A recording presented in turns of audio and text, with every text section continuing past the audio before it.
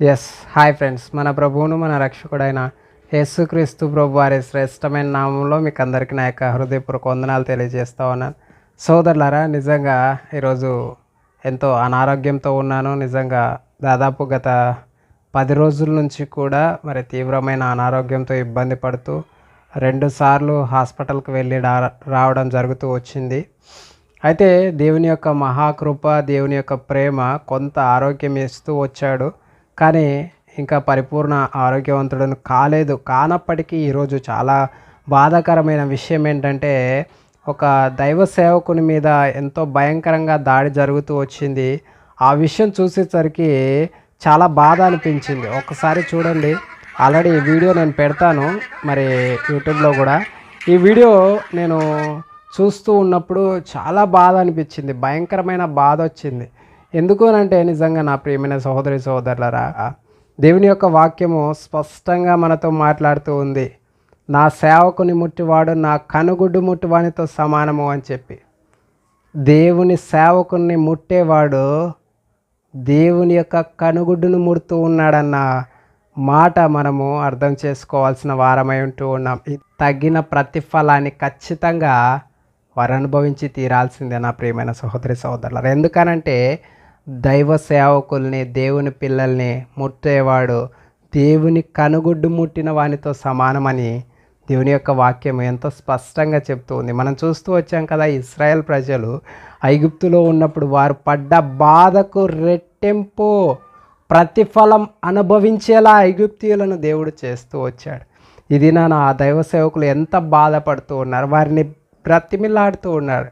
విడిచిపెట్టండి, మేము వెళ్ళిపోతాం, విడిచిపెట్టండి, మేము వెళ్ళిపోతూ ఉన్న అంగీలు చింపుతూ, బట్టలు చింపుతూ, కొడుతూ, ఎంతో నీచంగా మాట్లాడుతూ, ఒకడైతే మీద పడి గుద్దేస్తూ ఉన్నాడు. కానీ వారందరూ దేవుని యొక్క కోపాగ్ని వారి యొక్క జీవితాల్లో, వారి కుటుంబ జీవితాల్లో పొందుకోవడానికే వారు ఆ పని చేస్తూ ఉన్నారని గ్రహింపు లేక జీవిస్తూ ఉన్నారు.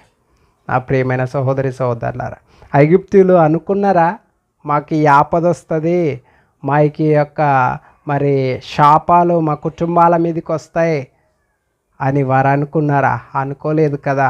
కానీ దేవుడు చూసినంత కాలం చూస్తూ వచ్చాడు. తగిన సమయమున వారి విమోచన కొరకై ఐగుప్తు మీదికి ఎన్నో భయంకరమైన ఉపద్రవాలు, శాపాలు తీసుకొని వచ్చి దేవుడు వారిని బయటికి తీసుకొని వస్తూ వచ్చాడు.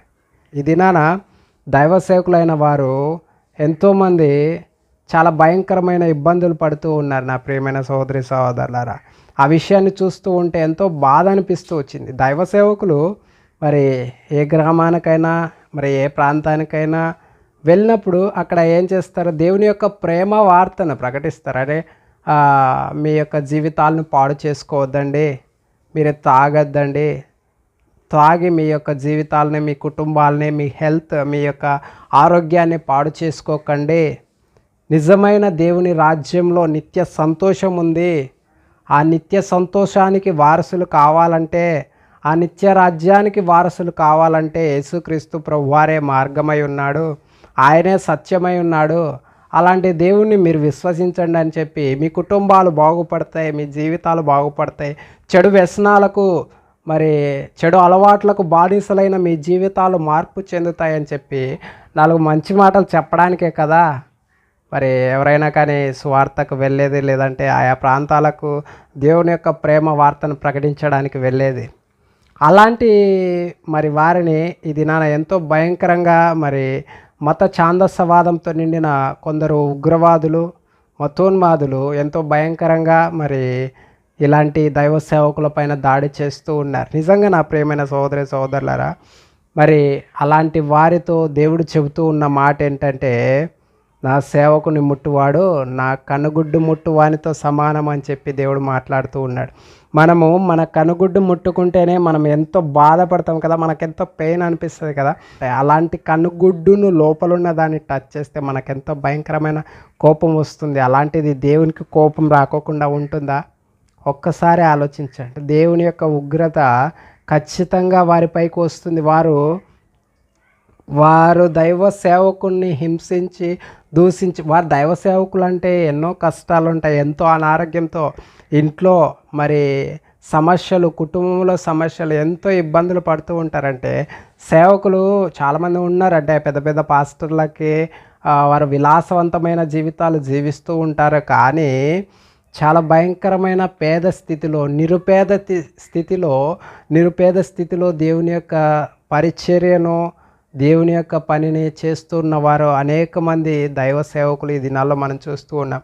అలాంటి వారందరూ ఎంతో కటిక పేదరికాన్ని అనుభవిస్తూ, కుటుంబంలో సరిగా తినడానికి తిండి లేకపోయినా, వారికి ఆరోగ్యం సరిగా లేకపోయినా, వారికి ఆర్థిక ఇబ్బందులు ఉన్నప్పటికీ, మరి వారి కుటుంబంలో ఎన్నో సమస్యలు ఉన్నప్పటికీ దేవుని కొరకు వారి యొక్క జీవితంలో దేవుడు వారికి ఇచ్చిన ఆయుష్ను, ఆరోగ్యాన్ని, సమయాన్ని దేవుని పని కొరకు, దేవుని రాజ్యం కొరకు పరిచర్య చేయడానికి వారు ప్రయాసపడుతూ ఉన్నప్పుడు అలాంటి వారిపైన, దేవుని పిల్లలపైన వారు దాడి చేస్తూ ఉంటే వారిని దేవుడు చూస్తూ ఊరికే ఉంటాడని మనము ఏమాత్రము అనుకోవడానికి లేదు. ఇజ్రాయెల్ ప్రజలు ఐగుప్తులో ఉన్నప్పుడు ఐగుప్తీయులు ఇజ్రాయెల్ ప్రజల్ని మరి ఎంతో భయంకరంగా హింసిస్తూ వచ్చారు.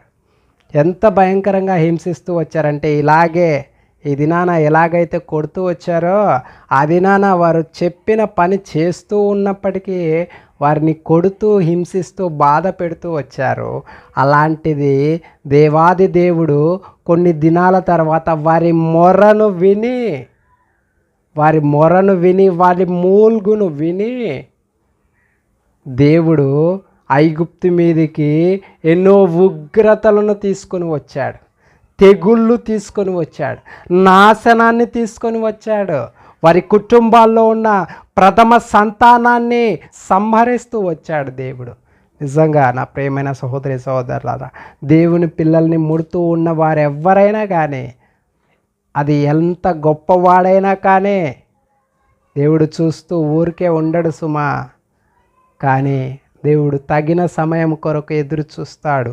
ఈ దినాన మనం అనుభవిస్తున్న ప్రతి శ్రమ వెనుక దేవుని యొక్క అద్భుత కార్యం దాగి ఉంది. నా ప్రియమైన సహోదరి సహోదరులారా, మనము అనుకుంటాం శ్రమలు కొన్నిసార్లు భరించడానికి మనకు కష్టమే, శరీరంలో ఉన్నాము కాబట్టి. కానీ దేవుని యొక్క ఆత్మానుసారంగా మనం ఆలోచించినటువంటి వారమైతే ఖచ్చితంగా గొప్ప మేలును, ఆశీర్వాదాన్ని పొందుకోవడానికే మనకు అటువంటి వాటి ద్వారా దేవుడు మనల్ని దీవించడానికి వాటన్నింటినీ ఒక గొప్ప సాధనాలుగా ఉపయోగించుకుంటూ ఉన్నాడు. కాబట్టి నా ప్రియమైన సహోదరి సహోదరులారా, దయచేసి సువార్తకు వెళ్ళేవారు కూడా ఎలా ఉన్నారు అనంటే, ప్రతి ఒక్కరూ కూడా ఒంటరిగా సువార్తకు వెళ్ళడానికి ప్రయత్నం చేయకండి.